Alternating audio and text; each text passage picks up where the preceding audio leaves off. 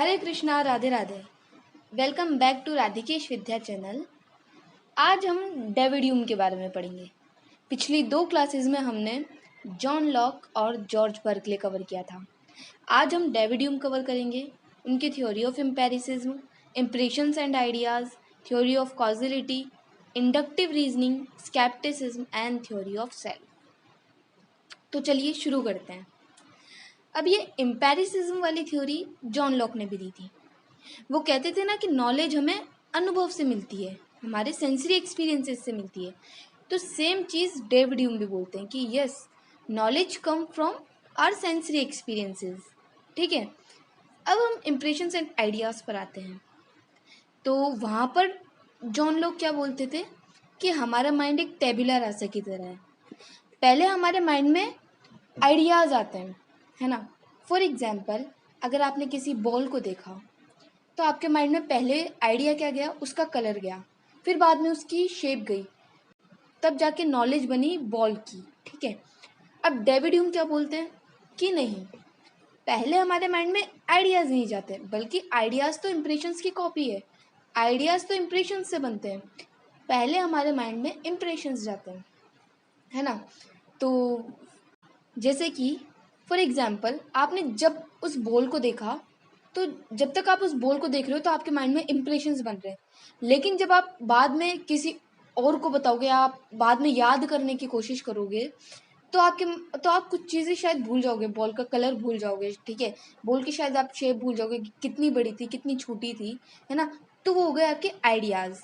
तो इम्प्रेशंस क्या होते हैं, एक स्ट्रॉन्ग सेंसरी एक्सपीरियंस होते हैं, डायरेक्ट होते हैं और स्ट्रॉन्ग होते हैं। ठीक है, और आइडियाज़ क्या होते हैं, वीक सेंसरी एक्सपीरियंसेस होते हैं, मेमोरीज और थॉट्स होते हैं। ठीक है, और जस्ट उसकी इम्प्रेशंस की कॉपीज होते हैं। एक और एक एग्जाम्पल से हम समझते हैं। फॉर एग्जाम्पल, आप सिनेमा में एक मूवी देख रहे हैं, तो जब तक आप उस मूवी को देख रहे हैं तो आपके माइंड में इम्प्रेशंस बन रहे हैं। लेकिन जब आप घर पे जाकर किसी और को बताओगे कि हाँ मैं ये मूवी देख के आया, और जब आप पूरी मूवी को बताने की कोशिश करोगे, तो कुछ चीज़ें आप भूल जाओगे, कुछ मूवी के पार्ट्स आपको याद रहेंगे और कुछ आप भूल जाओगे। तो वही चीज़ आइडियाज़ है, जब तक आप मूवी को देख रहे हो तो इम्प्रेशन, लेकिन जब आप उसको बाद में याद करने की कोशिश कर रहे हो तो वो आइडियाज़ हो गए। तो यहाँ हमारे इम्प्रेशंस एंड आइडियाज़ की थ्योरी कंप्लीट होती है।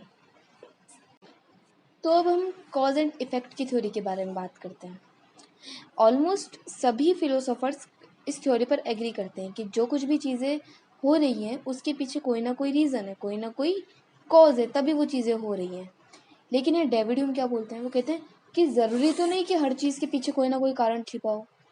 ये कहते हैं कि हम सिर्फ सीक्वेंस को फॉलो करते हैं, हम उसके असली कारण को नहीं पहचानते, हम उसके डायरेक्ट कनेक्शंस को नहीं जान पाते हैं।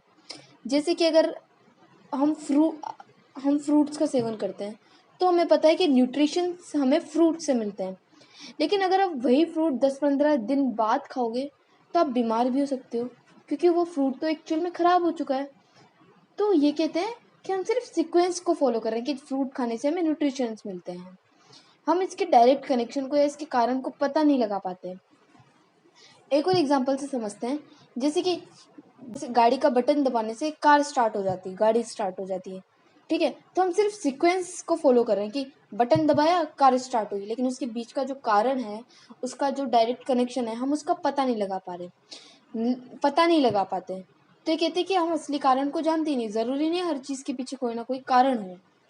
तो यहाँ पर कॉजिलिटी वाली थ्योरी इनकी कंप्लीट होती है। अब बात करते हैं इंडक्टिव रीजनिंग की। ये कहते हैं कि just because something has happened in the past doesn't guarantee it will happen in the future. मतलब कि जो कुछ भी पास्ट में चीज़ें हो रही हैं, ज़रूरी नहीं है कि वो फ्यूचर में भी होगी। एक एग्जांपल से समझते हैं। अगर रोज़ सूरज उग रहा है, डेली सूरज उग रहा है, ठीक है, लेकिन अब इसका मतलब ये थोड़ी है कि कल भी सूरज उगेगा, ज़रूरी तो नहीं है। हम क्या कर रहे हैं, हम सिर्फ चीज़ों को अनुभव कर रहे हैं कि पास्ट में चीज़ें होती आ रही हैं, तो इसका मतलब ये फ्यूचर में भी होगी, यानी कल भी सूरज उगेगा, पर ये ज़रूरी तो नहीं है। एक और एग्जांपल लेते हैं कि अगर बारिश आने से रेनबो बनता है, ठीक है, लेकिन अब ये ज़रूरी नहीं है कि बारिश आने के बाद हमेशा ही रेनबो बनेगा। ज़रूरी तो नहीं है, ये सिर्फ हमारे परसेप्शंस हैं, ठीक है। ये इसमें भी संशय जताते हैं कि जो चीज़ें हमारे पास्ट में हो रही है ज़रूरी नहीं है कि वो हमारे फ्यूचर में भी हो। तो अब बात करते हैं हम स्केप्टिसिज्म की। अब यहाँ स्केप्टिसिज्म का मतलब क्या है? स्केप्टिसिज्म का मतलब होता है doubting the certainty of our knowledge about reality. मतलब हम वास्तविकता पर भी या रियलिटी पर भी डाउट करना, कि किसी चीज़ को हम एक्सेप्ट करने से पहले उस पर डाउट करें कि ये कैसे है, क्यों है, क्या रीज़न है इसके पीछे, ठीक है। तो डेविड ह्यूम क्या बोलते हैं कि रियलिटी तो असल में कुछ और है, हम एग्जैक्ट रियलिटी को नहीं जान पाते। जो कुछ भी हम सिर्फ परसेप्शंस को जानते हैं, हम रियलिटी को नहीं जानते। ये कहते हैं कि रियलिटी के बारे में हमें सर्टेन नॉलेज है ही नहीं, हम सर्टेन नॉलेज रखते ही नहीं। जैसे कि फॉर एग्जांपल, अगर आपके सामने एक पानी की बाल्टी रख दी गई और उसके अंदर एक स्टिक रखी हुई है, तो अब आप पानी में देखोगे कि एक स्टिक रखी हुई है लेकिन बेंट हो रखी है, वो एक बेंट स्टिक देखोगे, तिरछी स्टिक देखोगे, ठीक है। लेकिन जब आप उस स्टिक को निकाल कर देखोगे बाहर, पानी के बाहर, तो आप देखोगे कि असल में रियलिटी तो कुछ और है। स्टिक तो स्ट्रेट है, पानी में आपको कैसी दिख रही थी, बेंट दिख रही थी, तिरछी दिख रही थी, मुड़ी हुई दिख रही थी। लेकिन जब जैसे ही आपने उसको बाहर निकाला तो आपने क्या देखा कि वो तो स्ट्रेट है। तो ये कहते हैं कि रियलिटी तो असल में कुछ और है। हम जो चीज़ एक्चुअल में देख पा रहे हैं वो तो हमारे परसेप्शंस हैं, वो तो हमारे अनुभव है। एक और एग्जांपल हम लेते हैं, जैसे कि छोटा सा होल है, अब उसमें से आप एक बहुत बड़ी मशीन को देखने की कोशिश कर रहे हो, है ना। तब उस छोटे से होल में से आपको पूरी मशीन तो नहीं दिखेगी, वो मशीन तो नहीं दिखेगी, आप सिर्फ उसके कुछ पार्ट्स देख पाओगे। यानी कि तो आप ये कह रहे हैं कि आप तो सिर्फ कुछ पार्ट्स ही देख पा रहे हैं, रियलिटी तो असल में कुछ और ही है, ये आप पूरी मशीन को नहीं देख पा रहे। तो यहाँ ये स्केप्टिसिज्म वाली थ्योरी में कहते हैं कि हमारे रियलिटी तो कुछ और है, जो कुछ भी हमारे परसेप्शंस हैं। सो आई होप आपको स्केप्टिसिज्म वाली थ्योरी समझ में आई होगी। अब हम आगे बढ़ते हैं, लास्ट टॉपिक हमारा थ्योरी ऑफ सेल्फ। यहाँ सेल्फ का मतलब क्या है? सेल्फ का मतलब है सोल, ठीक है। डेविड ह्यूम सेल्फ को नहीं मानते, यह नहीं मानते कि सेल्फ नाम की कोई चीज़ है भी है या नहीं। ये कहते हैं कि सेल्फ तो सिर्फ अलग अलग परसेप्शंस यानी इम्प्रेशंस और आइडियाज़ का एक बंडल है जो कि समय के साथ बदलता रहता है। इसे एक एग्जाम्पल से समझते हैं। जैसे कि अब आप अपने बचपन के बारे में सोच रहे हैं, ठीक है। तो बचपन में जो आप थे, तो असल में वो क्या है? वो तो आपके थॉट्स, फीलिंग्स और एक्सपीरियंसेस का बंडल है। आप सिर्फ आपके एक्सपीरियंसेस के बारे में सोच रहे हो, थॉट्स के बारे में सोच रहे हो, ठीक है। फीलिंग्स आप खुद के बारे में, एक्चुअल जो खुद हो ना, आप उसके बारे में नहीं सोच रहे।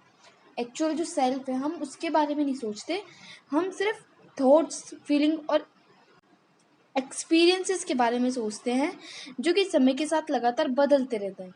तो ह्यूम सेल्फ की थ्योरी को रिजेक्ट करते हैं कि सेल्फ नाम की चीज़ है नहीं, जो कुछ भी है सिर्फ परसेप्शन से यानी इम्प्रेशंस और आइडियाज़ का बंडल है। तो यहाँ पर हमारा डेविड ह्यूम का टॉपिक फिनिश होता है। सो आई होप आपको डेविड ह्यूम की थ्योरी समझ में आई होगी। मैंने पूरी कोशिश की आपको अच्छे से समझाऊं। मैंने आपको ये चीज़ें शॉर्ट एंड समरी में समझाई है और बहुत सारे एग्जांपल्स के साथ समझाई है, ताकि आपको ये थ्योरी समझ में आ जाए, आपको कहीं डाउट नहीं रहे। अगर फिर भी कोई डाउट रहता है तो आप कमेंट कीजिए, मैं उसका रिप्लाई ज़रूर दूँगी, ठीक है। तो लाइक कीजिए, शेयर कीजिए, सब्सक्राइब कीजिए और जो कुछ भी डाउट हो कमेंट कीजिए। जब तक के लिए मिलते हैं नेक्स्ट वीडियो में। Bye bye, Radhe Radhe, have a nice day.